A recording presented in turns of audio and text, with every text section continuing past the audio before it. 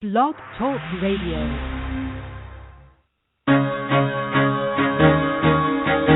Carol the Coach. Sex, love, and relationships. We talk about it here. Carol the Coach. Compassion with contemporary relevance. I am a psychotherapist. I can be your personal life coach, and I can help you with your issues. There are no problems too small or too big. You can talk about anything. Speaker, columnist, radio TV host, and commentator. Carol the Coach brings messages of wellness and empowerment within reach of everyday people every day. Almost 5 years ago, I lost my soulmate in an accident. He was killed in a plane crash. Life just, for me, has seemed to stop. There are groups all over the city. I teach one. It is a specific way to start thinking so that you shift how you see the world, which then shifts your energy, and then you feel better and you actually see things differently. Carol the Coach. Always available, too, at carolthecoach.com. Now, I've got Russell on the line. I'm 47 years old. I'm a truck driver. I'm married. I have a wife in San Francisco. Okay. I haven't been home in 6 months. My thing is, I don't know if I have a sex addiction or what the problem is. Why do I want what I can't have? And as soon as I can have it, I don't want it anymore. You're right on target when you say, I don't know if I have a sexual addiction. Well, guess what? Yes, you do. And you know what? That's my specialty, Russell, so you're at the right place. Continue. I meet women online, and I'm in a different part of the country. I travel all 48 states, so I love sex. I hear self-esteem issues. You never felt good enough, and you didn't feel like you were getting what you should have then, and you're reenacting that now. Do you want to change that about yourself? You get what you need. Oh. And that's the question, isn't it? Do you want to change that about yourself? Hi, I'm Carol the Coach, and I am here to help you with sexual addiction. I feel so fortunate, really blessed, to be able to disseminate information to you every single Monday evening at 9 o'clock. In part because I really think that if you're suffering from this disorder, there may be some shame and guilt, sadness and anger that accompany you everywhere you go. And so this show is to give you some hope, strength, and recovery that you can learn how to manage this disease, this disorder, this illness. And if you love somebody who has this disorder, we're going to get both of you to the right places because, as you've heard me say before, my clients, the addicts, carry the shame, but their partners carry the pain.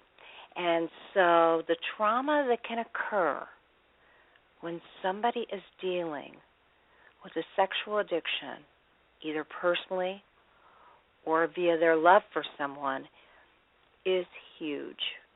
And we want to get you to the right people, places, and programs that can really help. And that's why I got my certified sexual addictions training through ITAP, which is the International Institute for Training Addiction and Trauma Professionals. And let me tell you about the Meadows, because we are going to be interviewing Jean Collins Stuckert, who is doing a workshop for women who suffer from this difficult disorder. Now, interestingly enough, the Meadows has a fantastic 45-day treatment program. But for graduates who may want to kickstart some work that they're doing with their therapist, or for people who aren't sure yet whether they really need residential treatment, whether they need to stay somewhere and work on these huge core issues, there are incredible intensive workshops that typically last 5 days, and they specifically address the needs of those who have just begun a recovery process or who have been on a recovery path for a while and may feel stuck. It's about creating a really safe environment to do work, whether that be on your trauma, that be with your addiction, whether that be on being a survivor of sexual, physical, emotional abuse, whether that has to do with getting you to the right place when it comes to an eating disorder. You know, they run an eating disorder program and have taken over Remuda Ranch, and I'm telling you, that used to be the finest organization in the country, and now that the Meadows have taken it over, you know it's going to be top-notch. As well as, the Meadows also has a sexual addiction treatment program called Gentle Path. And for anybody who's done any of this work, you know Gentle Path is a term referenced by Dr. Patrick Carnes, who really founded this movement, founded the treatment programs, and obviously was one of my great teachers as a certified sexual addictions therapist. Now, you know that I talk about all sorts of treatment providers, treatment programs, and treatment facilities. And on occasion, I'll get an email, and they go, Carol, you just seem so biased about the Meadows. Well, the Meadows is an amazing, it's a stellar, world-renowned dual diagnosis treatment program. And for those of you who may just be getting into treatment, it means that it treats the problem, you know, an eating disorder or a gambling disorder or a gaming addiction or a sexual addiction or drug or alcohol addiction, but it also treats those core issues underneath that feed what is the presenting problem. And so I can't wait to talk with Jean about this workshop that she's going to be doing.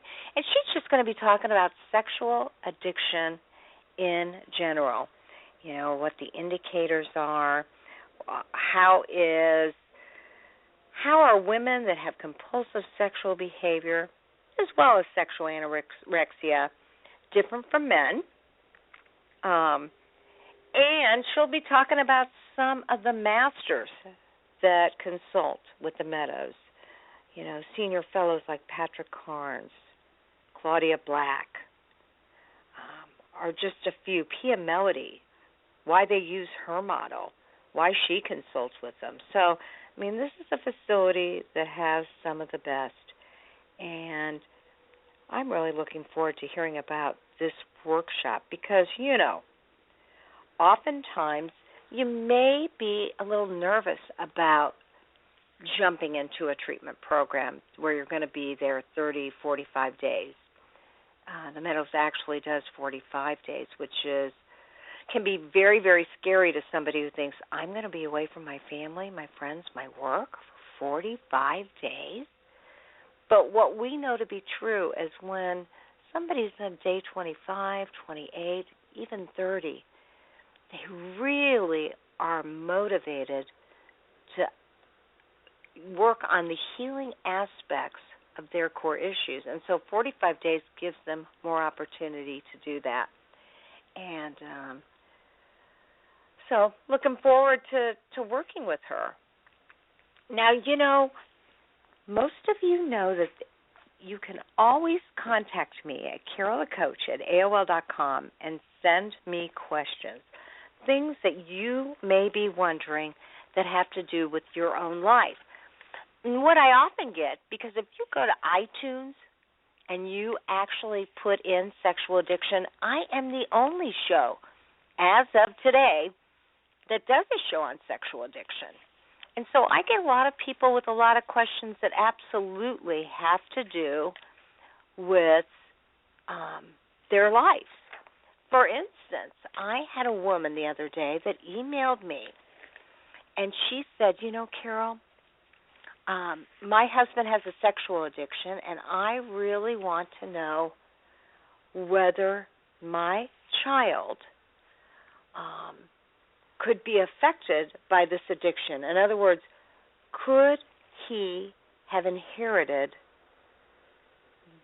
the enzyme, the gene, the chemicals, and would he have a propensity for having a sexual addiction?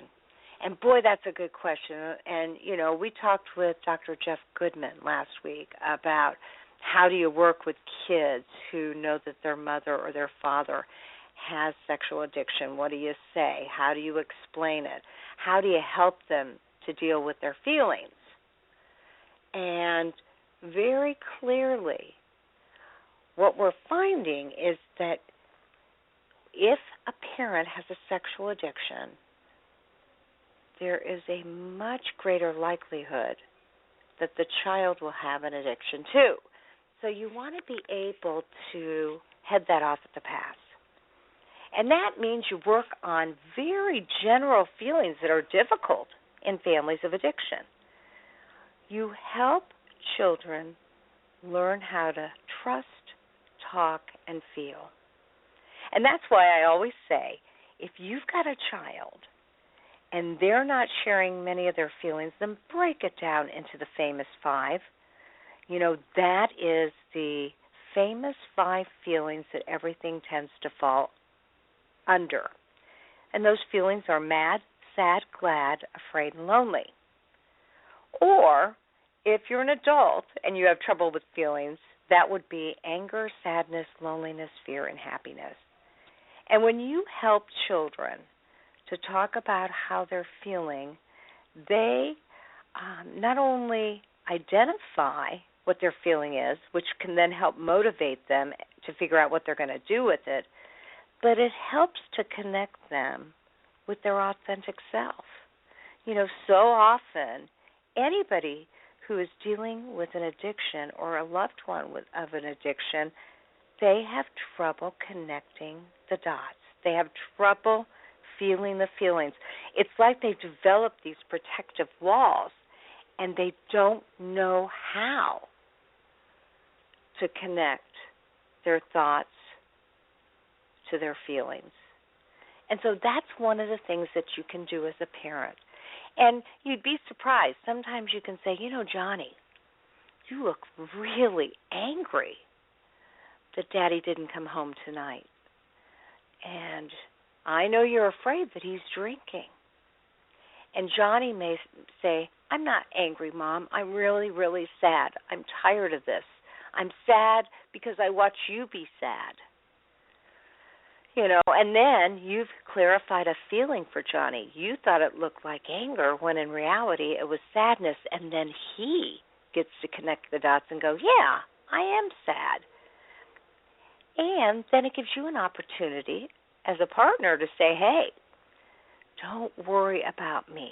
I can take care of myself. I have friends that I can talk to, and Mommy and Daddy are trying to figure this out. And maybe you get a book, a book by Claudia Black, that has to do with My Father Loves Me, My Father Has a Disease. Or if it has to do with sexual addiction, so oftentimes kids join the secrecy of the feelings. And they join the secrecy of the family. They will discover the pornography. They will catch Mom with a boyfriend, kissing him at a football game. And they hold that in because they don't want to make waves. They don't want to create problems. They don't want to get anybody in trouble. And so it can be very difficult for an addict to say, son, I know what you saw and what Daddy did was wrong or what Mommy did was wrong. And you don't have to keep that a secret. We can talk about that right here. And you can talk about that with anybody that you choose to. And that really allows the child a coping skill. All right. Now, there are some differences for women sex addicts and male sex addicts. There's no doubt about it. And what we're finding is more and more and more women are suffering from this disorder. And so tonight we're going to be talking about what are those differences and is treatment different as a result? And, is sexual shame for a male the same as a female.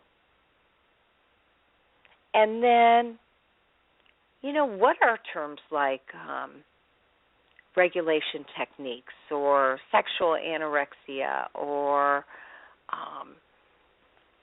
sexual shame?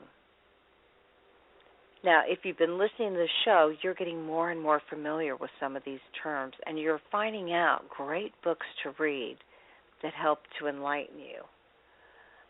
And that's what it's all about. When I work with my clients, I recommend lots of different things. I always recommend bibliotherapy.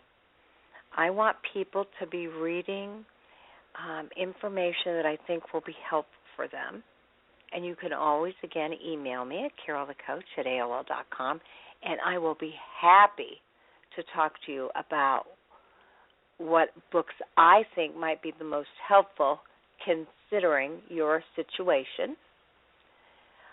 As well as I always want clients to go to support groups that really help them with their situation. I want them to be around other addicts or other partners. And it doesn't have to be 12-step work, although I got to tell you, 12-step really, really helps. And the reason I say that is because it's one of the oldest support groups for sexual addiction. And there is SA and there is SAA. And both of those really make quite the difference in both understanding the illness.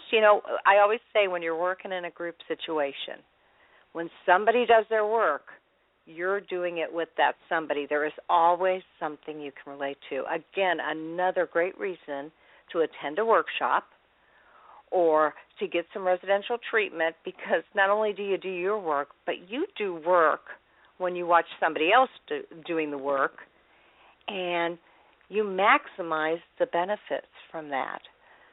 So stay open to the possibility of needing a little extra support than just doing it all by yourself, which is what addicts always want to do. They want to white knuckle it, and they really want to take care of it all by themselves, and that's the last thing you want to do. So tonight we're interviewing just an amazing woman who offers these workshops on women with sexual disorders, and I'm so pleased to welcome Jean Collins-Stuckert. So, Jean, thank you so much for coming on the show and talking about your workshops.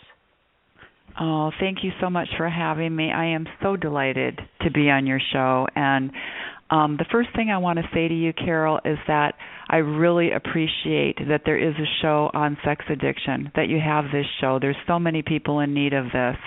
I really appreciate that. Oh, well, thank you so much. I feel it's a way to get this information out globally, and you're being heard all over the world. And so that is why, obviously the Meadows is a world-renowned treatment center. But when I saw the workshops that you were going to be presenting, I said, I've got to have you on the show. We have to talk more about women and sexual addiction. So I, too, appreciate the fact that you came on tonight. And you're going to talk a little bit about yourself, the Meadows, and then, why these workshops are valuable and what people can expect when they decide to sign up for one of the workshops. So, Jean, tell me a little bit about yourself and, of course, your work at the Meadows. Well, first of all, thank you for speaking so highly about the Meadows. I was listening to you and couldn't agree with you more. I have a long-standing relationship with the Meadows. I worked here for 7 years, and then I went out into private practice for 9 and came back a couple of years ago. So still intrigued with the Meadows. I have myself been in recovery for 25 years with a variety of different things, and I've been in the field for over 20 years.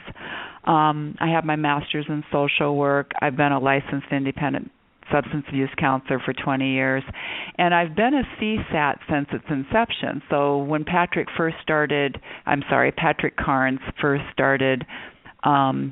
doing certifications for sex addiction treatment, I was in on those trainings, and so have been a CSAT for a long time. I'm currently the director of workshops at the Meadows, and you're right, we have about 11 workshops, and I'm not going to talk about all of them, but I couldn't be happier that we're talking about our Women's Sexual Recovery Workshop, which is actually called Journey of a Woman's Heart, Finding True Intimacy, because I couldn't be more proud and more passionate about this particular workshop. It's dynamic, it's cutting edge, and yet we seem to have a harder time filling that workshop than the other workshops. And I've been asking myself, why is that?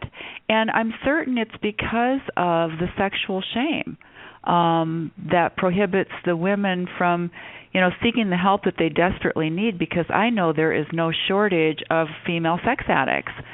And so, again, thank you so much for having me on this show so I can talk more about this workshop, and hopefully there will be more women benefiting from it.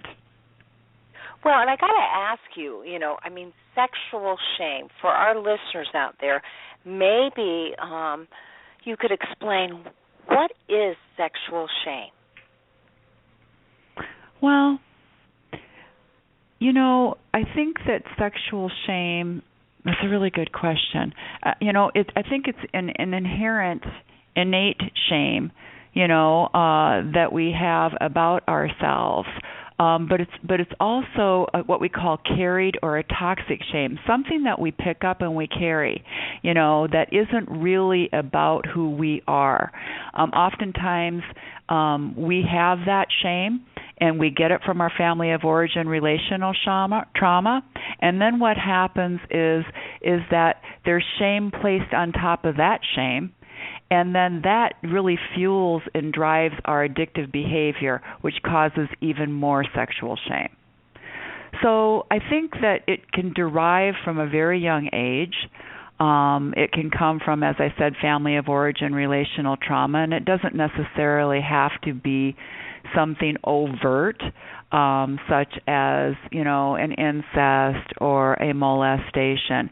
It can be objectification, by a parent. It can be a rigid,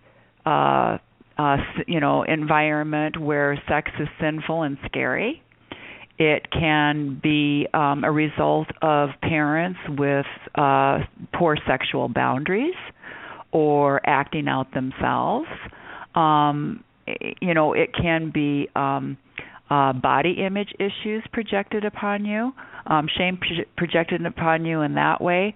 So it can come from a variety of different things. But basically what it is it's shame about your sexuality. Okay, and it's interesting you said that about shame, about sexuality, because clearly I had a client, and what was so difficult for her, and it absolutely changed her life, was that when she was talking with her mother and father at about age 8, her father referenced her genitals, and he said, your genitals look different than other girls, and anybody is always going to know that about you, and they're going to wonder what's wrong. Well, she didn't know anything about her genitals per se, and she looked at herself and she didn't think there was anything wrong, but by virtue of the fact that her father made that comment at such a young age, she was never able to enjoy her body, and certainly it made a difference in how she viewed sexuality, and she carried that shame with her, and yet didn't really even know why. So you're right, it's not just about sexual acting out. It can be about your body. It can be about the messages you've heard about sex. And let's face it, parents aren't real good at educating their kids about sexuality. It's an uncomfortable situation. So more often than not, it can go wrong as opposed to go right. Absolutely. Couldn't agree with you more, Carol. Okay, so tell me a little bit about why you think that this Women and Sexual Disorders Workshop, and again, you called it what? Well, the name of the workshop is Journey of a Woman's Heart, Finding True Intimacy. And I was hoping to intrigue women into coming to this workshop because I know a lot of them are looking for intimacy. And they're initially a little disappointed when they find out that really begins with you. And that connection to and that self-love really begins with you. Initially, they're disappointed, but after a period of time, they realize that is true. And so before they can actually connect with anyone else in a meaningful way, they've got to have that connection and that acceptance and that self-love. So that is the name of the workshop. I forgot the question, Carol. Well, that's okay, because one of the things I want to say is that you said they may be disappointed, but what I know to be true is, yes, women are very focused on how can I find Mr. Right or Miss Right, but at the same time, by virtue of the fact that they're out there looking so hard, they aren't able to realize that they really need to work on themselves and love themselves. Right. And most oftentimes, women come from families where they didn't get a lot of positive messages about how to love yourself. And so my question to you was, one, what was the name of the workshop? And you said Journey of a Woman's Heart. And then two, it sounds like this workshop helps them to develop intimacy with themselves so that they can then develop healthy intimacy with others. Absolutely. Absolutely. We get focused on them very quickly, in a deep way, right at the onset of the workshop. And, by beginning them, by having them tell their stories, and helping them to connect the dots about how they got where they did, and where things went tilt for them. And, and that gives us a lot of information about, where we can resource them by knowing where things went tilt for them. And so, we get started on that right away in the workshop. Of course, we also have to intervene, on the addiction early on in the workshop, too. So is it okay if I just go ahead and begin talking about this workshop? Would you please? Carol? That'd be great. Yes. Okay. You know what? Actually, before I begin, I do want to give credit where credit is due. We've had a women's sexual recovery workshop for a long time at the Meadows, which pleases me, that we were at the forefront with that. But more recently, a couple of years ago, both Alex Katahakis and Claudia Black helped me to refresh the workshop. And so I just wanted to give them a shout out. I also wanted to give Pia Melody credit because, oftentimes sex addiction and love addiction coexist. And so we also talk about the love addiction model, which Pia Melody is famous for having coined. So just wanted to say that in advance. Well, I've certainly had Claudia and Alex on the show and know how valuable they are, and looking forward to having Pia on the show at some further point. I know that they are instrumental in helping women to look at themselves and not look externally at what they believe they need. So I appreciate that shout out to them, and I'm sure the three of you were a dynamic duo in recreating this workshop and working on it specifically for women with sexual disorders. So Tell us about the workshop. Okay.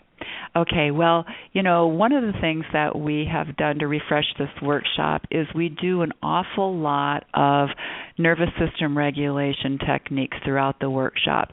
And we also do a fair amount of psychoeducation on the neurobiology of addiction and trauma.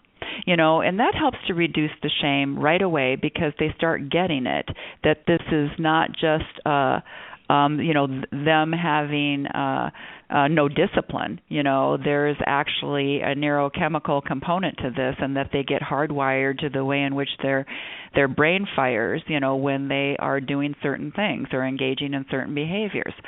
So that's one of the ways that we freshened it up. So we've added yoga, to the workshop. We've added a fair amount of nervous system regulation and grounding techniques.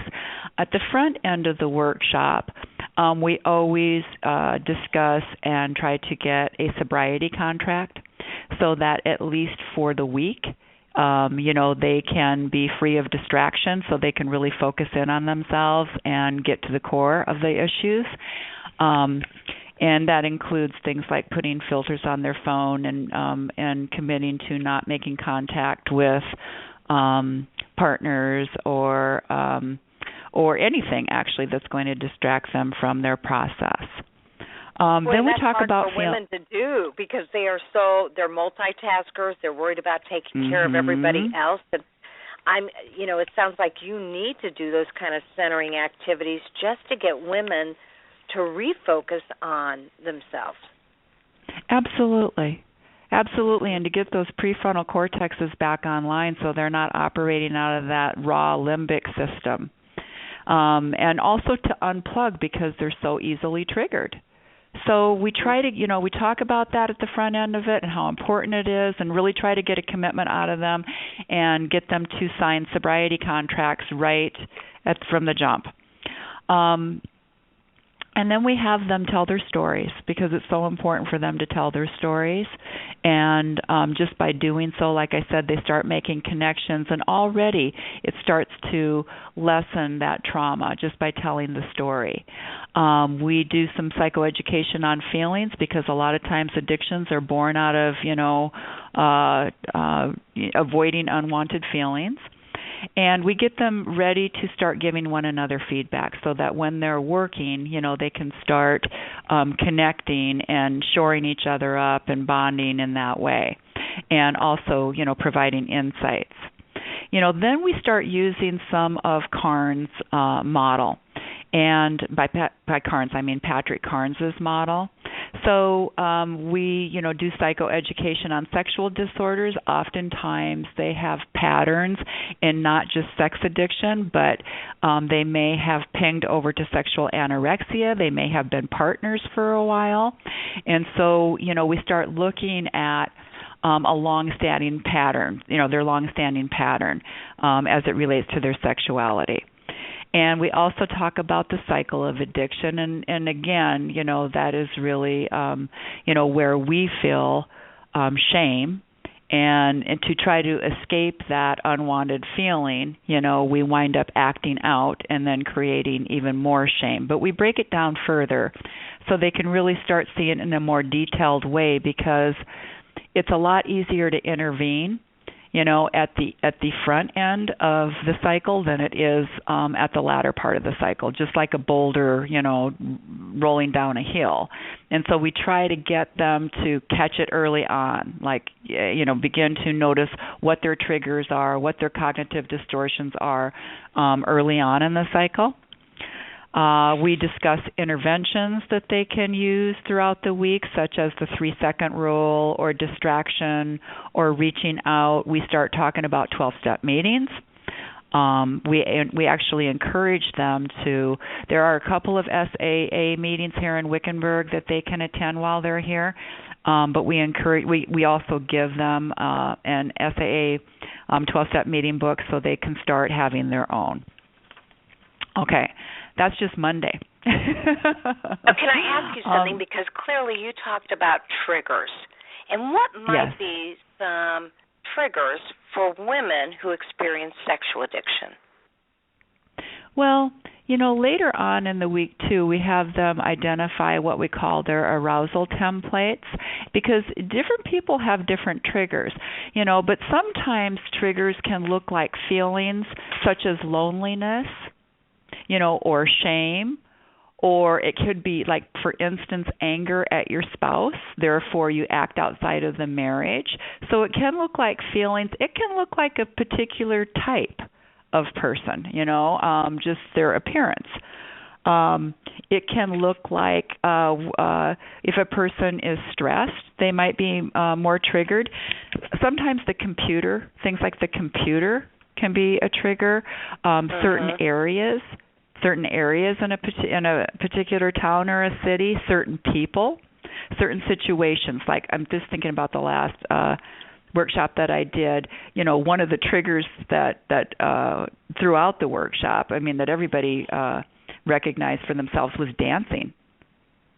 Dancing provocatively was a huge trigger. And oh boy, what else? The gym. The gym was another huge trigger. Of course, night-clubbing, drinking, lowered inhibitions, that type of thing. Absolutely. Well, that's what I was just. A lot of those things are very similar to what a male would have as a trigger, but some of them are more relational. And so exactly. One of the things we definitely know, one of the differences is that women sexually act out and develop compulsive behaviors, sometimes not so much for the sex, but for the relationship and to please and to get the attention they need, which is oftentimes different than why men might be sex addicts. So I was wondering what their triggers were. You did a great job of sharing that. So continue. That was just Monday. Now what about Tuesday? Okay. And I think I just want to say a little bit more about what you were saying. Women do have a tendency to act out, some of them, differently than men do. And they also have different consequences, than men do. Some of them are the same. Some of them are, maybe a failed marriage or an STD, which could also be fatal, But they also have some others, that are not so typical of men, such as rapes and violence, unwanted pregnancies, abortions.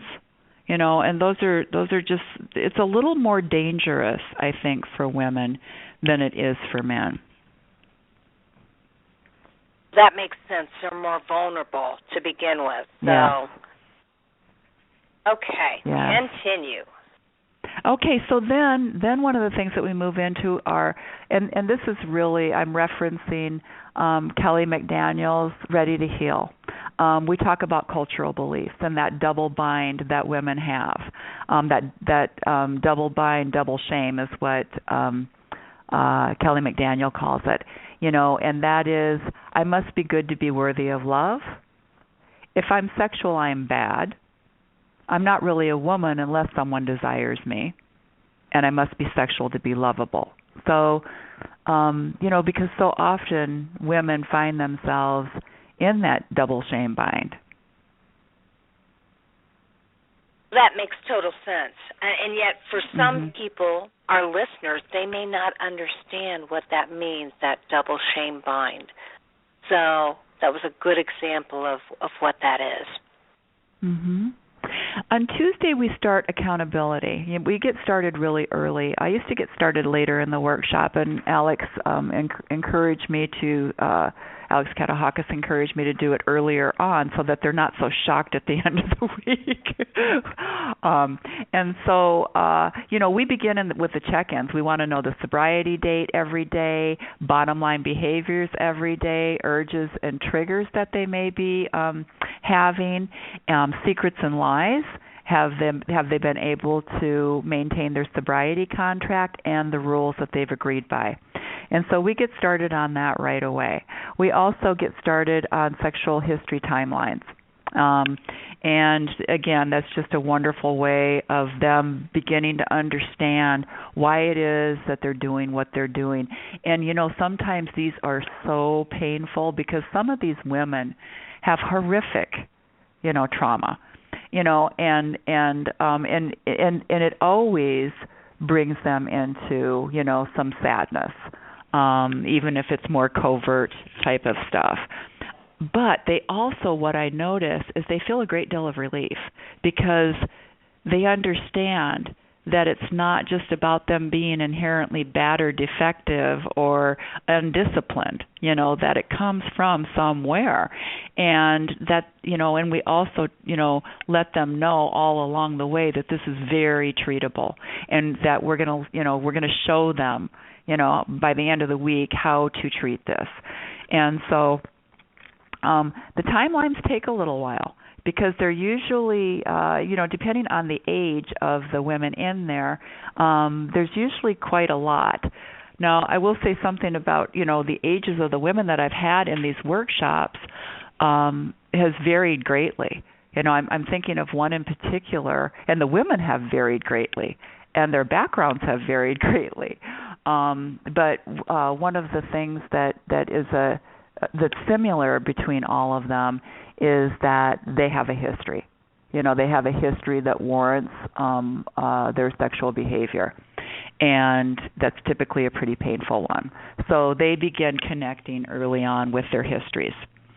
As I said before, we have them do their arousal template so they can start understanding what it is that attracts them and triggers them, and so they can intervene on that. We have them do the post-traumatic stress index of Patrick Carnes so that they can start looking at what he calls betrayal bonds, trauma bonding. And again, that really alleviates some of the shame, knowing that they're hardwired this way. That there are the psychological reasons why they continue to do what they're doing and repeat their past trauma. But there's also that neurobiology, that neurochemical component to it that helps to explain it. What do you mean by trauma bonds? I'm sure that my listeners may not understand that. Okay. Well, let me see if I can explain this concisely. First of all, Patrick Carnes has a book on it called The Betrayal Bonds, which is an incredible book. But basically, there are 4 neural pathways that one takes when they are under stress or in trauma, and one of them is and I'm hoping I'm getting this right. I should probably grab my book. One of them is trauma blocking. Okay, so what we do is we block it out with, say food, alcohol, something like that. Another one is trauma abstinence, where we go into, as a way to try to attempt to control, we go into deprivation or abstinence. There's also trauma splitting, where we split off, that dissociative quality. And trauma pleasure is what he calls another one. And that's finding pleasure in the presence of extreme danger, violence, risk, or shame. And really that's almost always a replication of a childhood trauma, where we think that at some level we deserve that. We're trying to understand that. We're trying to sometimes have a similar situation with a different outcome, and sometimes we're in the more perpetrator position as adults. And also, let's see, to understand it, because we deserve it,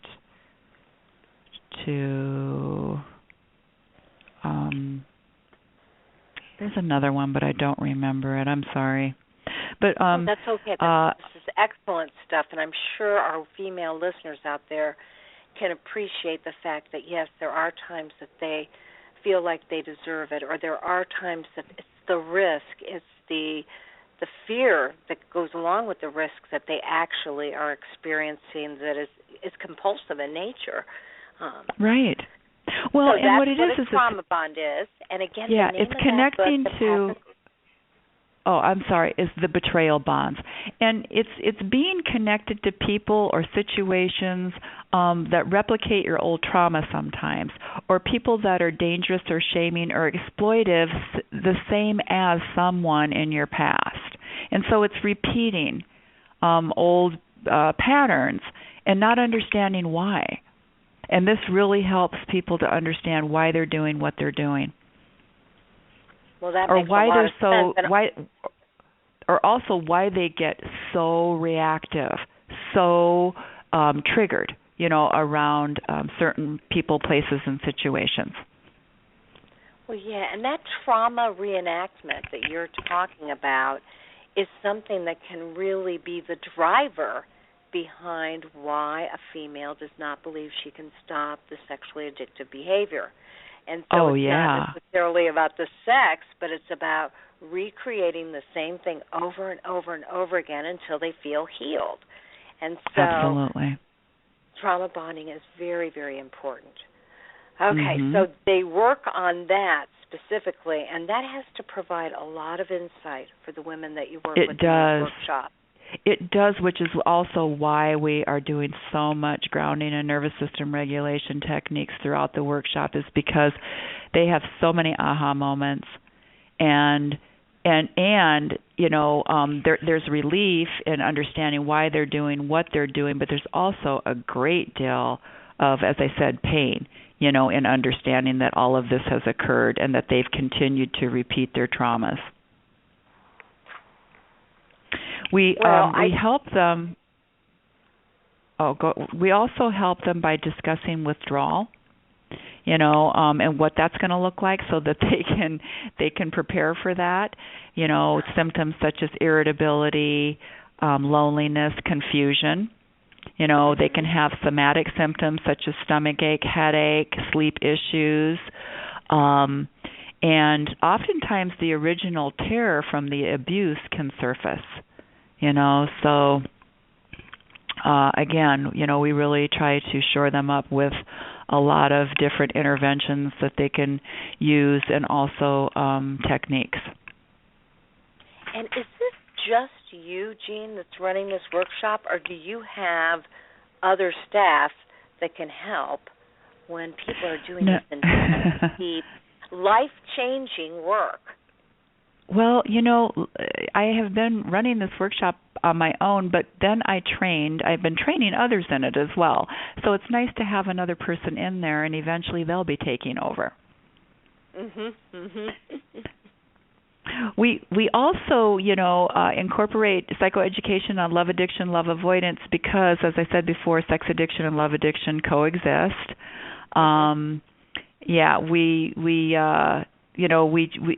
We incorporate a little softer approach with the women than with the men's workshop, you know, by softening it up with some art therapy and music therapy and writing and symbolism. We talk about dimensions of healthy sex, but I have to say that we typically don't go too far into that.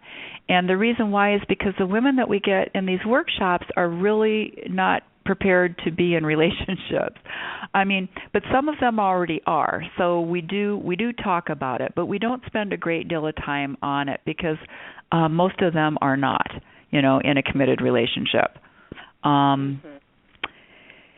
And, you know, we spend a great deal of time, of course, on relapse prevention, you know, recovery circles, fire drills, relapse prevention plans, so that when they leave here, they're prepared, you know. And a lot of, sometimes they, as they get further into the workshop, we realize that they could probably use an inpatient stay. But for those that are just going on and doing this on an outpatient basis, you know, we recommend things such as, you know, therapy. Group therapy, I think, is one of the most important things. With a CSAT therapist would be wonderful. Naturally, 12-step meetings, sponsor steps. I heard you talking about it earlier, bibliotherapy, just understanding.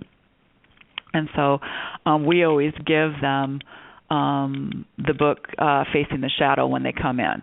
And, you know, another one that we reference and we recommend is, you know, Kelly McDaniel's Ready to Heal, and Pia Melody's Facing Love Addiction. We read Alex Katahakis' Affirmations. And so we just try to leave them with a lot of resources going forward. A lot of times we recommend that they come back for our survivors workshop, just because there is that trauma that has that's not been dealt with, and so just to come back and clear some of that is really helpful. Oh, I can imagine, absolutely. And you know what I know to be true is that when these people leave your workshops or leave treatment, they really aren't ready to leave. I mean, it's such a safe, secure environment, and they've done such deep, personal, intimate work that that they want to stay there and continue to feel that sense of self and safety. And so, reintegration back into their cities, their towns, their communities, their families is so important. To make them feel safe. And they've created such bonds too. And a lot of times don't occur again in the same way, and they don't act out again. Right. And a lot of times they are not bonded to women, and so this teaches them how to bond with women so that they can, recreate that when they leave. Yeah. Mhm. Mhm. Now, obviously you said this is a 5-day program, and you said that you would talk about length, cost, and availability.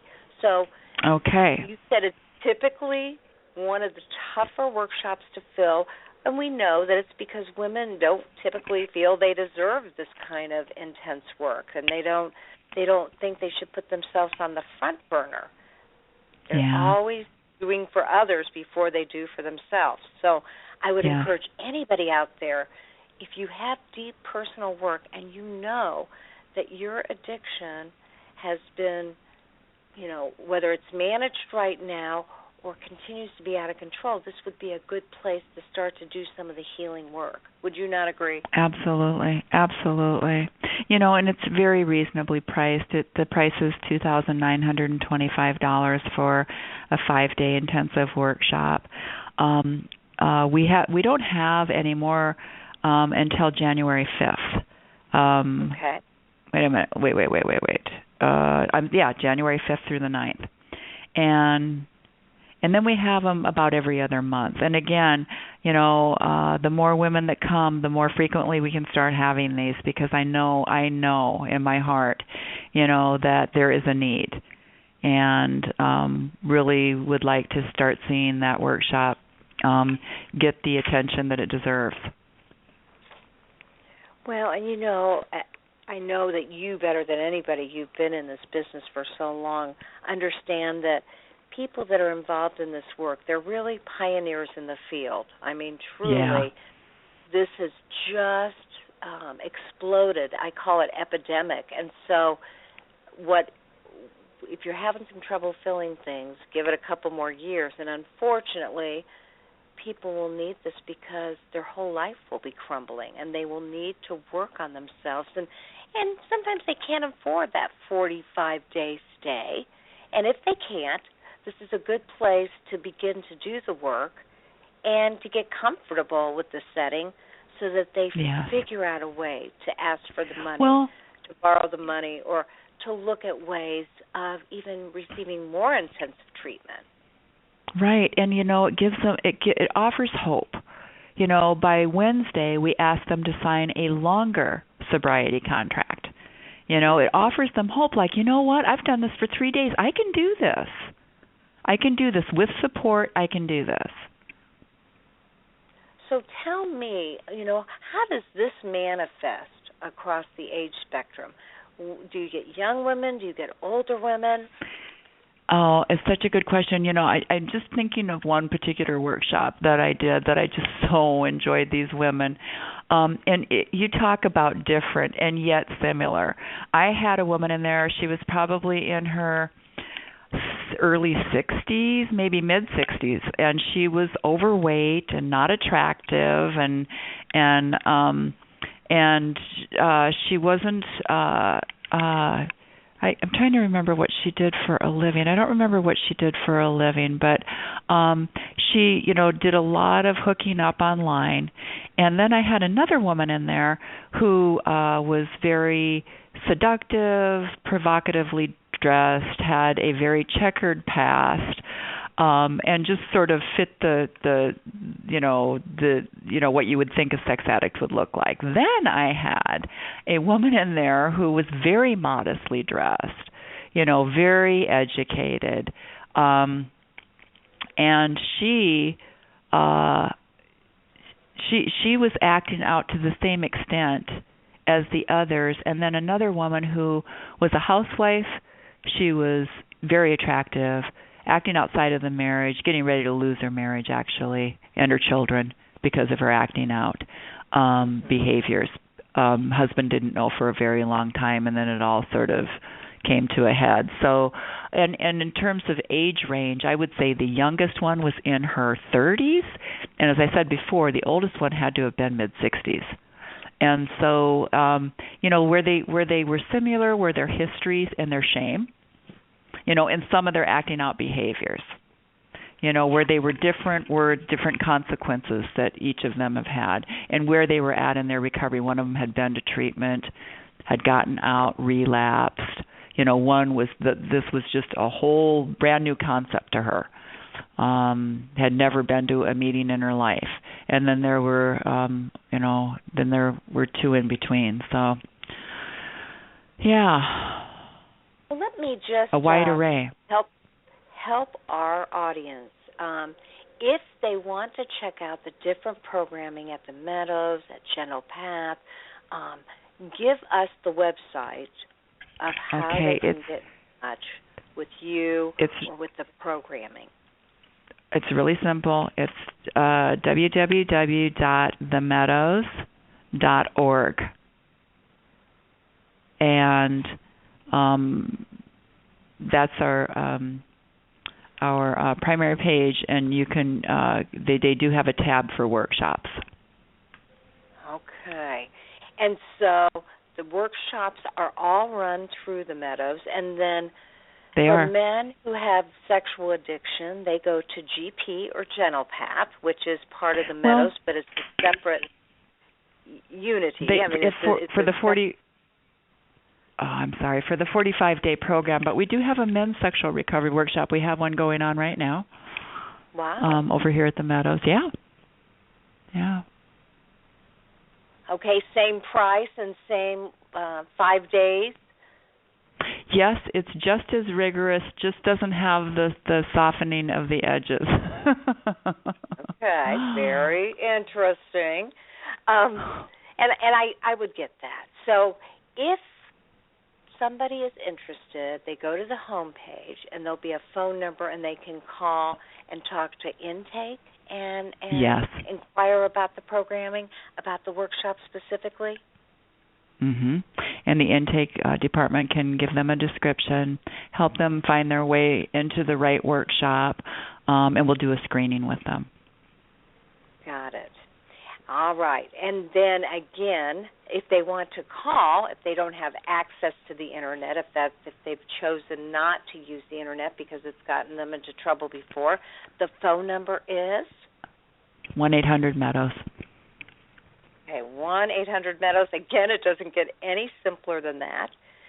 And, one of the things that I can really tell is that you are a kind, compassionate, intelligent, well-informed woman who wants to help women get better. And I can hear that they have as much to teach you as you them, in that you could hear that. Thank you. How special your groups have been. And so obviously Jean is very approachable. I highly recommend this workshop. And again, it is a woman's workshop on sexual recovery, but it's called Journey of a Woman's Heart. And then the second part of that, Jean, is Finding true intimacy. Finding true intimacy. And, of course, we know that starts with ourselves, and that way, once you are able to self-love and feel good about yourself, you're much more ready to create the relationships that you deserve. So, Jean, thanks again so much for all of this wealth of information, and the best of success to you and the program and to the women that you work with. Oh, thank you so much for helping me get the word out there. I really appreciate it, Carol. Absolutely. Anytime. Keep me posted on other workshops. Okay, will do. All right. And that, again, was a very well-informed woman who has made it her mission to help women deal with this kind of recovery. Jean Collins Stuckert, staff member, certified sexual addictions therapist at the Meadows. So again, the website is www.themeadows.org, or you can call 1-800-THE-MEADOWS. If you need any more information, feel free to contact me. That's carolthecoach@AOL.com. And we'll see you next week. As I say at all times, there'll only be one of you. So fearlessly have the courage to be yourself. We'll see you next week.